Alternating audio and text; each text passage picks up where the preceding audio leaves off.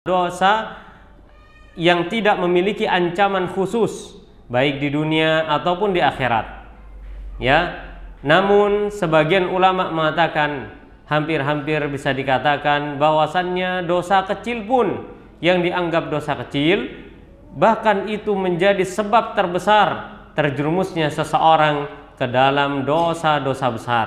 Ketika seorang melakukan dosa-dosa kecil, kemudian dia meremehkan bahwasannya itu adalah dosa kecil, maka dosa yang ia lakukan awalnya dosa kecil menjadi dosa besar, disebabkan ia melakukan perbuatan itu disertai dengan sifat menyepelekan dan meremehkan.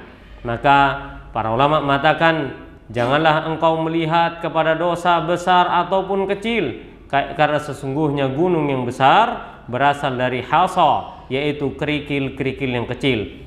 Dan para ulama mengatakan, janganlah engkau hanya sekedar melihat kepada besar kecilnya dosa, akan tapi lihatlah kepada siapa engkau berbuat dosa.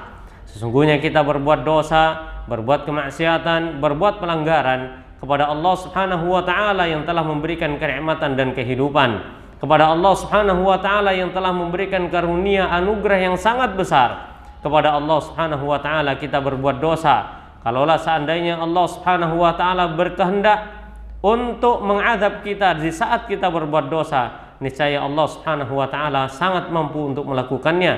Akan tetapi luasnya rahmat Allah Subhanahu wa taala dan ampunannya membuat Allah Subhanahu wa taala menginginkan pertobatan hamba kepadanya.